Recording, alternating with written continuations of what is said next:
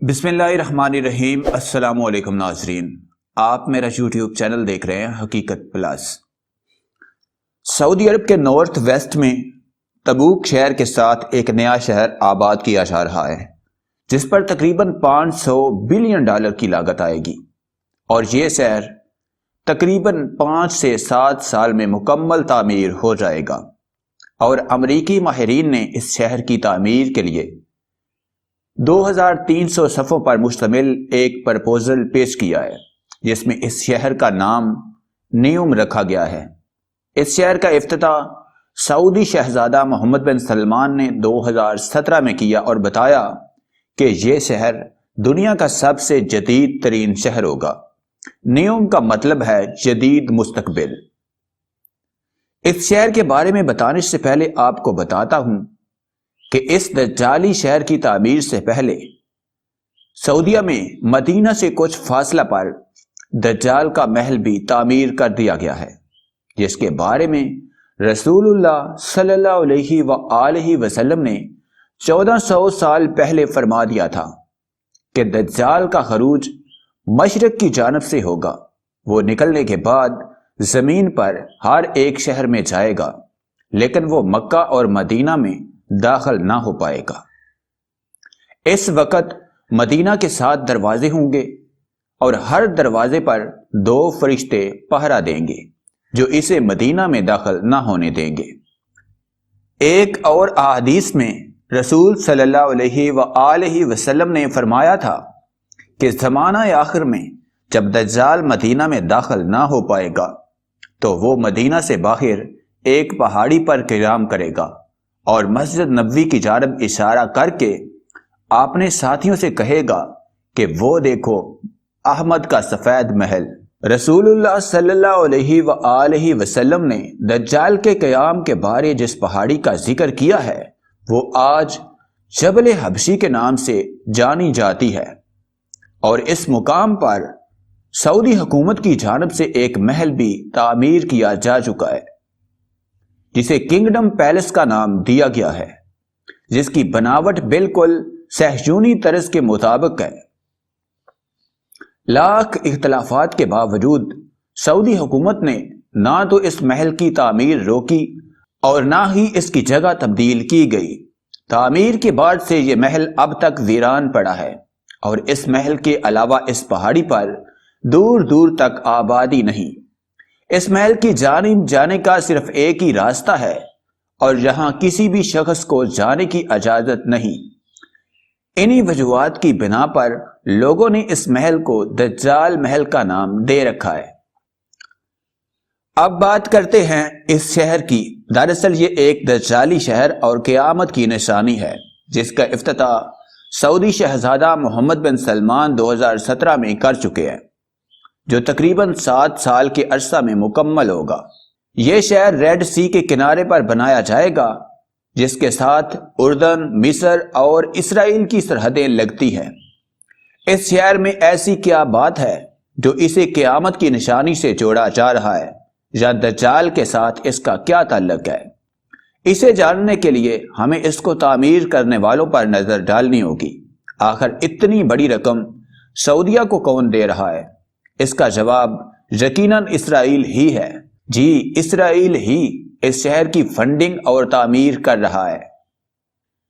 یہ شہر سعودیہ میں ضرور بن رہا ہے، مگر اس کا کنٹرول اسرائیل کے ہاتھ میں ہوگا۔ دراصل اس وقت صہیونی طاقتیں سعودی عرب پر قبضہ کرنے کا سوچ رہی ہیں۔ آپ نے گریٹر اسرائیل کے بارے میں تو سن ہی رکھا ہوگا، جو صہیونیوں کا ایجنڈا ہے، جسے دجال کی آمد سے قبل پورا کرنا ہے، یعنی اپنی سلطنت کو اتنی دور تک پھیلانا جتنی حضرت سلیمان علیہ السلام کے دور حکومت میں تھی، جس میں سعودی عرب، عراق، مصر، شام، اردن، فلسطین اور اسرائیل کا علاقہ بھی شامل تھا۔ یہودی سعودی عرب پر مکمل کنٹرول حاصل کرنے کے لیے طرح طرح کی چالوں کا استعمال کر رہے ہیں۔ اس ایجنڈے پر عمل کرتے ہوئے اس شہر کی تعمیر کی جا رہی ہے۔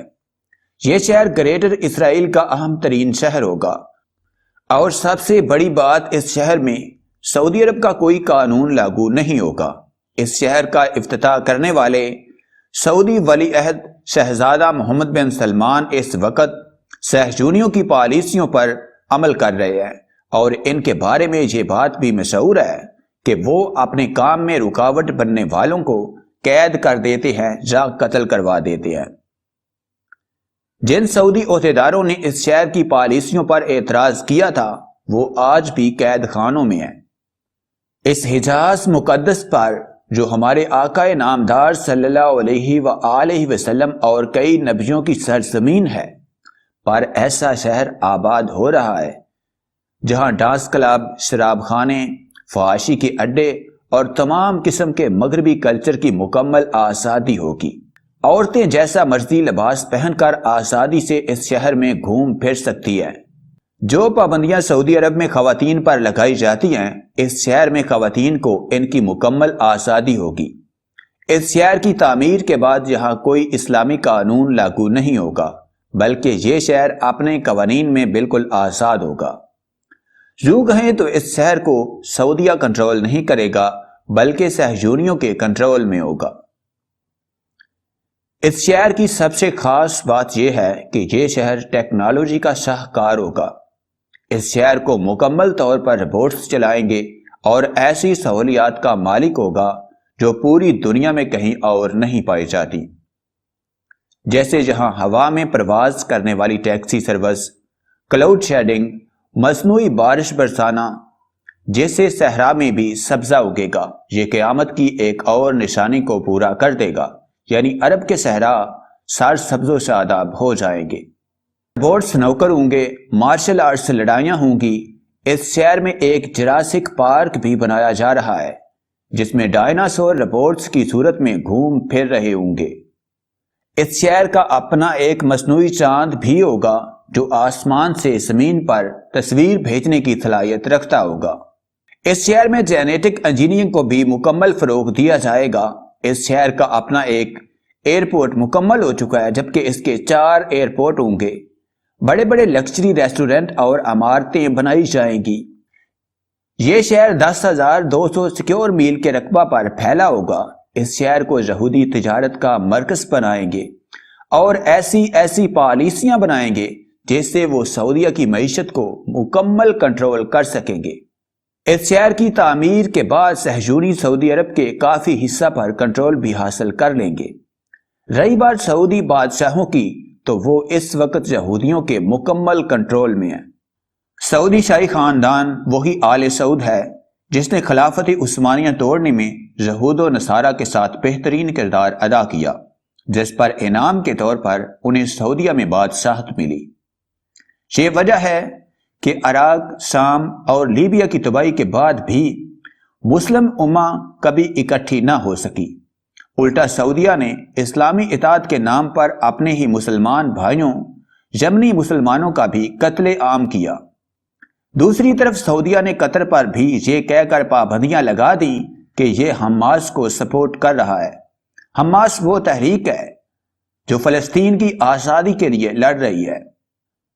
حالیہ پاک بھارت کشیدگی کے دوران بھی سعودیہ نے نہتے کشمیریوں کے حق میں بولنے کے بجائے ان کے قاتل مودی حکومت کو 75 ارب ڈالر کی امداد دے دی۔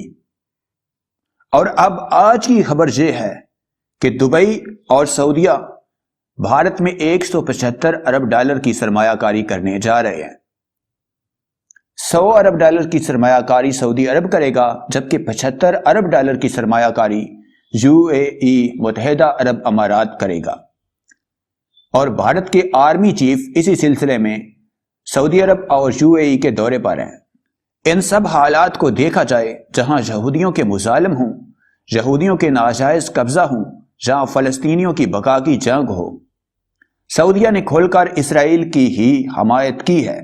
اس کے علاوہ مشرق وسطی میں سعودیہ ایران جنگ کے بادل بھی منڈلا رہے ہیں، اور آپ سبھی جانتے ہیں کہ دونوں جانب ایک دوسرے کے لیے شدت سے نفرت پائی جاتی ہے۔ جس وقت قطر نے ایران کا ساتھ دینے کا اعلان کیا، اس کے بعد سعودیہ نے قطر کے بائیکاٹ کا اعلان کر دیا۔ اس وقت تمام آل سعود اور آل مسعود قطر کے خلاف میدان میں آ گئے، جس میں سعودی عرب، مصر، متحدہ عرب امارات سمیت دیگر عرب ریاستیں شامل ہیں۔ عرب بادشاہوں کے یہ سب اعمال اس بات کو ظاہر کرتے ہیں کہ یہ بادشاہت پر بیٹھے صرف یہودیوں کی نوکری کر رہے ہیں۔ اب نہایت دلچسپ حقائق بتاتا ہوں کہ صہیونی جس سرزمین پر گریٹر اسرائیل بنانا چاہتے ہیں، اس میں 5 اسلامی ممالک آتے ہیں، جن میں مصر، اردن، شام، عراق اور آدھے سے زیادہ سعودیہ شامل ہے۔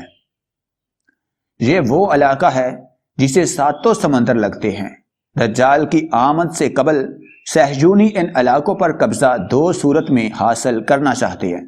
پہلا یہ کہ یہ ممالک اسرائیل کے ساتھ امن معاہدہ کر لیں، جس طرح سے دبئی نے امن معاہدہ کر لیا ہے، عمان نے، بحرین نے، سوڈان نے کر لیا ہے، جس میں ان ممالک کی پالیسی صہیونی چلائیں گے، مگر حکومت اس ملک کی ہوگی۔ دوسری آپشن جنگ کی ہے۔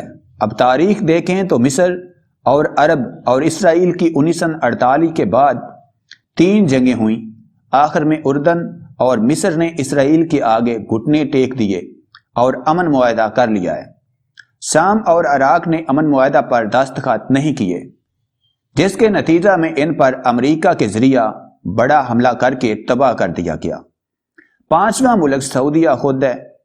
سعودیہ کے موجودہ رویہ سے یہ بات کھل کر نظر آ رہی ہے کہ سعودی عرب بھی اسرائیل سے خفیہ امن معاہدہ کر چکا ہے یا کرنے والا ہے، کیونکہ سعودی عرب نے اپنی فضائی حدود اسرائیلی پروازوں کے لیے کھول دی ہوئی ہے۔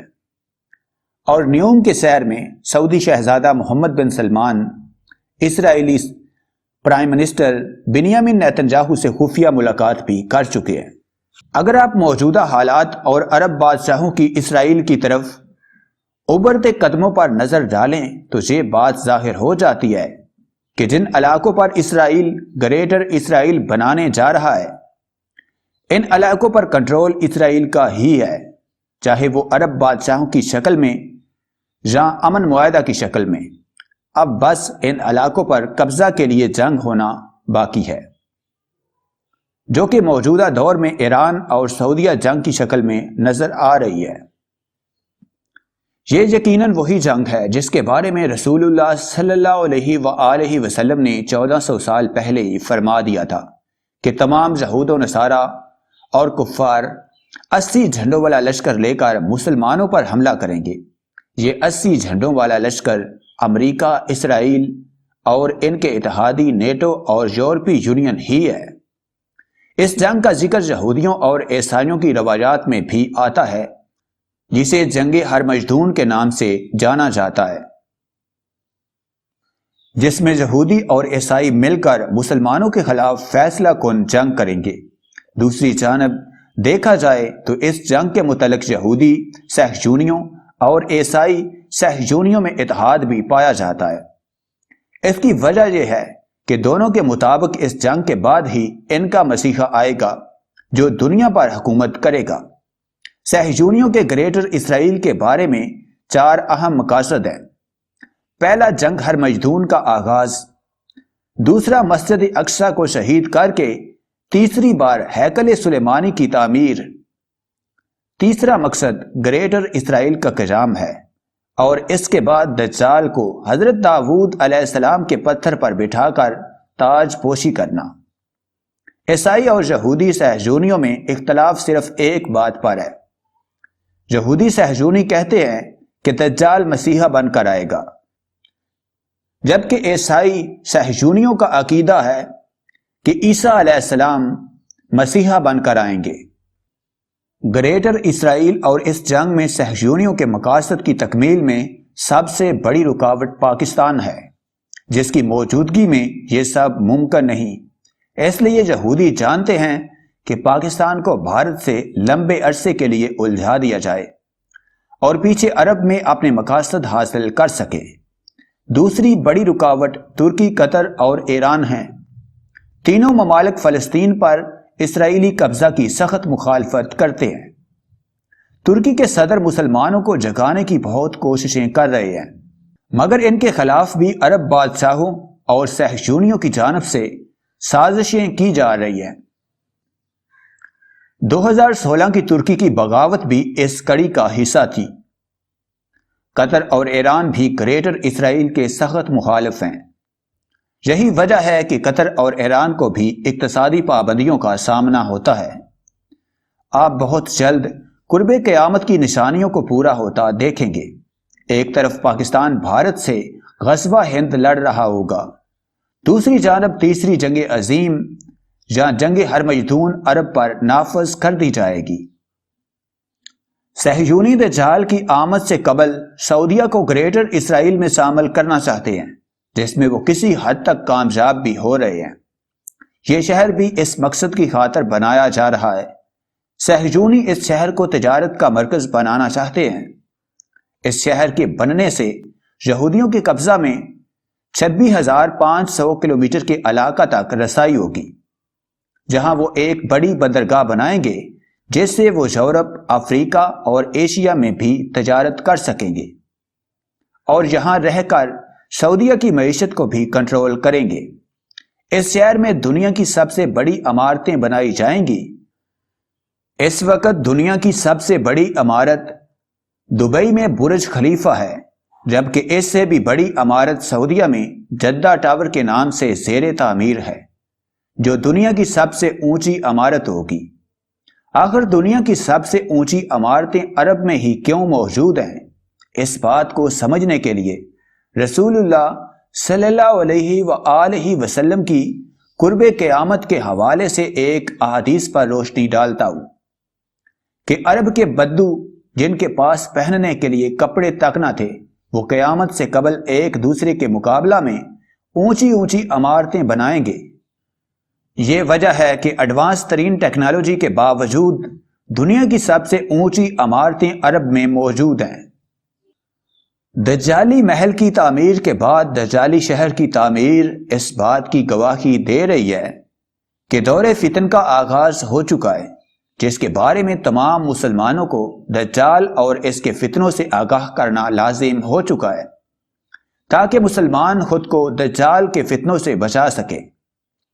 اللہ تعالیٰ مسلم امہ میں اتحاد پیدا کرے، امت مسلمہ کو دجال اور دجالیوں کے فتنوں سے محفوظ رکھے، اور امت مسلمہ کو ان فتنوں کا مقابلہ کرنے کی صلاحیت عطا فرمائے۔ آمین۔ کمنٹ باکس میں آمین ضرور لکھیں۔